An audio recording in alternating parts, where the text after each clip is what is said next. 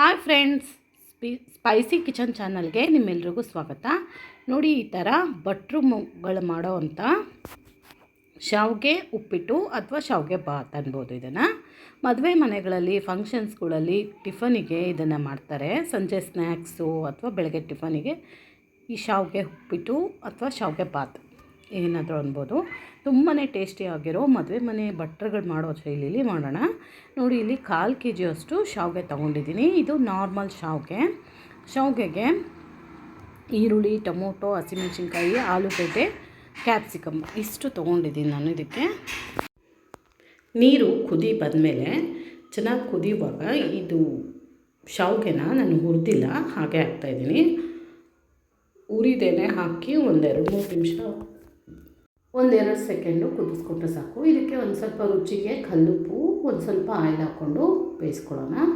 ಇಲ್ಲಿ ಒಂದು ಬಾಣಲೆಗೆ ಆಯಿಲ್ ಹಾಕ್ಕೊಂಡಿದ್ದೀನಿ. ನೋಡಿ, ಇದು ಮುಟ್ಟಿ ನೋಡಿದಾಗ ಸಾಫ್ಟಾಗಿ ಬೆಂದಿದೆ. 1-2 ಸರಿ ಕುದಿಸಿದ್ರೆ ಸಾಕು. ಇದು ಜಾಸ್ತಿ ಕುದಿಸ್ಕೋಬಾರ್ದು, ಮೆತ್ತಗಾಗ್ಬಿಡುತ್ತೆ.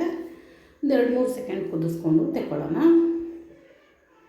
ನೀರೆಲ್ಲ ಸ್ಟ್ರೈನ್ ಮಾಡಿಕೊಂಡು ಇದಕ್ಕೆ 2 ಗ್ಲಾಸ್ ಅಷ್ಟು ತಣ್ಣೀರು ಹಾಕೋಣ. ಫ್ರಿಜ್ ವಾಟ್ರ್ ಹಾಕಿದ್ರೆ ಇನ್ನೂ ಚೆನ್ನಾಗಿ ಉದುದ್ರಾಗಿ ಬರುತ್ತೆ. ಅದು ಒಂದಕ್ಕೊಂದು ಅಂಟೋದಿಲ್ಲ ಶಾವಿಗೆ. ಈ ಥರ ಮಾಡೋದ್ರಿಂದ ನೋಡಿ ಉದುದ್ರಾಗಿ ಎಷ್ಟು ಚೆನ್ನಾಗಿ ಬಂದಿದೆ. ಇದನ್ನು ಬೇಯಿಸ್ಕೊಂಡು ಒಂದು ಸೈಡಲ್ಲಿ ಇಟ್ಕೊಳ್ಳೋಣ. ಇಲ್ಲಿ ಬಾಣಲಿಗೆ ಆಯಿಲ್ ಹಾಕಿದ್ದೆ, ಚೆನ್ನಾಗಿ ಕಾದಿದೆ. ಈಗ ಸಾಸಿವೆ, ಜೀರಿಗೆ, ಕಡಲೆಬೇಳೆ, ಉದ್ದಿನಬೇಳೆ, ಕರಿಬೇವಿನ ಸೊಪ್ಪು ಹಾಕಿ ಒಗ್ಗರಣೆ ಮಾಡ್ಕೊಳ್ಳೋಣ. ಚೆನ್ನಾಗಿ ಅದೆಲ್ಲ ಚಿಟಪಟ ಅಂತ ಸಿಡಿದಾದಮೇಲೆ ಇದಕ್ಕೆ ಈರುಳ್ಳಿ, ದೊಡ್ಡದು 2 ಈರುಳ್ಳಿ, ಹಸಿಮೆಣಸಿನ್ಕಾಯಿ ಹಾಕಿ ಫ್ರೈ ಮಾಡ್ಕೊಳ್ಳೋಣ. 1-2-3 ಸೆಕೆಂಡ್ ಮಾಡಿದ್ರೆ ಸಾಕು. ಇದಕ್ಕೆ ಉದ್ದುದಾಗಿ ಹಚ್ಚಿರುವಂಥ ಒಂದು ದೊಡ್ಡ ಆಲೂಗಡ್ಡೆ, 1 ಟೊಮೊಟೊ ಇಷ್ಟನ್ನು ಹಾಕಿ ಮತ್ತೆ ಫ್ರೈ ಮಾಡ್ತಾಯಿದ್ದೀನಿ. ಹೈ ಫ್ಲೇಮಲ್ಲಿ ಇದನ್ನು ಫ್ರೈ ಮಾಡಿಕೊಂಡು ಮುಚ್ಚಿ 1-5-6 ನಿಮಿಷ ಬೇಯಿಸೋಕ್ಕಿಡೋಣ. 1 ಟೀ ಸ್ಪೂನಷ್ಟು ಉಪ್ಪು ಹಾಕ್ತಾಯಿದ್ದೀನಿ. ಉಪ್ಪು ಹಾಕೋದ್ರಿಂದ ತರಕಾರಿ ಬೇಗನೆ ಸಾಫ್ಟ್ ಆಗುತ್ತೆ.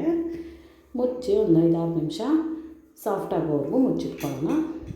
ನೋಡಿ, ಈಗ ಕ್ಯಾಪ್ಸಿಕಮ್ಮು, ಒಂದು ದೊಡ್ಡ ಕ್ಯಾಪ್ಸಿಕಮ್ ಹಾಕ್ತಾಯಿದ್ದೀನಿ.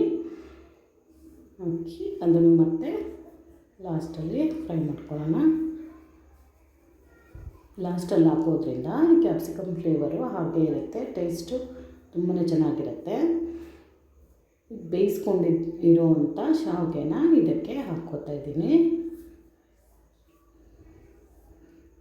ಎಲ್ಲನೂ ಹಾಕ್ಕೊಂಡು ನೀಟಾಗಿ ಮಿಕ್ಸ್ ಮಾಡಿಕೊಂಡ್ರೆ ರೆಡಿ ಆಗುತ್ತೆ ಶಾವಿಗೆ ಬಾತು. ಇದಕ್ಕೆ ಹಸಿ ಬಟಾಣಿ, ಇನ್ನೂ ಬೀನ್ಸ್, ಕ್ಯಾರೆಟು, ನಿಮ್ಗೆ ಇಷ್ಟ ಬಂದ ತರಕಾರಿ ಎಲ್ಲ ಹಾಕ್ಕೋಬೋದು. ಕೊತ್ತಂಬರಿ ಸೊಪ್ಪು, ಒಂದು ಸ್ವಲ್ಪ ಕಾಯಿ ತುರಿ ಎರಡನ್ನು ಹಾಕಿ ಚೆನ್ನಾಗಿ ಮಿಕ್ಸ್ ಮಾಡ್ಕೋಬೇಕಿದನ್ನು. ಒಗ್ಗರಣೆ ಕೆಳಗಡೆ ಇರೋದು ಮೇಲೆ ಕೆಳಗೆ ಹಾಕಿ ಚೆನ್ನಾಗಿ ಮಿಕ್ಸ್ ಮಾಡ್ಕೊಳ್ಳೋಣ. ಹಸಿ ಬಟಾಣಿ, ತರಕಾರಿಗಳೆಲ್ಲ ಹಾಕಿದ್ರೆ ಇನ್ನೂ ಟೇಸ್ಟಿಯಾಗಿರುತ್ತೆ. ಈಗ ನಾನು ಮನೆಯಲ್ಲಿರೋ ಸಾಮಗ್ರಿಗಳನ್ನೇ ಬಳಸ್ಕೊಂಡು ಸಿಂಪಲ್ಲಾಗಿ ಮಾಡುವಂಥ ಶಾವಿಗೆ ಬಾತನ್ನು ತೋರಿಸ್ತಾ ಇದ್ದೀನಿ. ಚೆನ್ನಾಗಿ ಮಿಕ್ಸ್ ಮಾಡ್ಕೋಬೇಕಿದನ್ನು. ಮಿಕ್ಸ್ ಮಾಡಿಕೊಂಡು ಮತ್ತೆ ಮುಚ್ಚಿ 1-5 ನಿಮಿಷ ಸಿಮ್ಮಲ್ಲಿಡೋಣ. ಈ ಥರ ಇಡೋದ್ರಿಂದ ತರಕಾರಿ ಫ್ಲೇವರು, ಒಗ್ಗರಣೆ ಫ್ಲೇವರೆಲ್ಲ ಶಾವಿಗೆಗೆ ಹಿಡ್ಕೊಳ್ಳುತ್ತೆ. ಉಪ್ಪು, ಖಾರ, ಹುಳಿ ಎಲ್ಲ. ಈಗ ಲಾಸ್ಟಲ್ಲಿ 1/4 ನಿಂಬೆಹಣ್ಣು ಹಿಂಡ್ಕೊತಾ ಇದ್ದೀನಿ. ಸ್ವಲ್ಪ ಉಪ್ಪು ಕಡಿಮೆ ಅನ್ನಿಸ್ತು, ಸ್ವಲ್ಪ ಉಪ್ಪನ್ನು ಹಾಕ್ಕೊಂಡು ಮಿಕ್ಸ್ ಮಾಡಿಕೊಂಡ್ರೆ ರೆಡಿ ಆಯಿತು ಶಾವಿಗೆ ಉಪ್ಪಿಟ್ಟು ಅಥವಾ ಶಾವಿಗೆ ಬಾತು.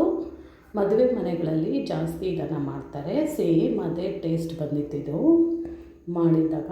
ನೀವು ಒಂದು ಸರಿ ಈ ಥರ ಟ್ರೈ ಮಾಡಿ ನೋಡಿ, ಹೇಗಿತ್ತು ಅಂತ ನನಗೆ ಕಾಮೆಂಟಲ್ಲಿ ತಿಳಿಸಿ. ನಿಮಗೆ ನನ್ನ ವೀಡಿಯೋಸ್ ಇಷ್ಟ ಆದರೆ ಪ್ಲೀಸ್ ಲೈಕ್ ಮಾಡಿ, ಶೇರ್ ಮಾಡಿ, ಸಬ್ಸ್ಕ್ರೈಬ್ ಮಾಡ್ಕೊಳ್ಳಿ ಫ್ರೆಂಡ್ಸ್. ಇದಕ್ಕೆ ಲಾಸ್ಟಲ್ಲಿ ಸ್ವಲ್ಪ ಆಯಿಲಲ್ಲಿ ಕಡಲೆ ಬೀಜ, 1 ಹಿಡಿಯಷ್ಟು ಕಡಲೆ ಬೀಜ ಹಾಕ್ಕೊಂಡು ರೋಸ್ಟ್ ಮಾಡ್ಕೊತಾ ಇದ್ದೀನಿ. ಮತ್ತು ಅದಕ್ಕೆ ಸ್ವಲ್ಪ ಗೋಡಂಬಿ ಇಷ್ಟನ್ನು ಚೆನ್ನಾಗಿ ಕೆಂಪುಗಾಗೋವರೆಗೂ ರೋಸ್ಟ್ ಮಾಡ್ಕೊಳ್ಳೋಣ.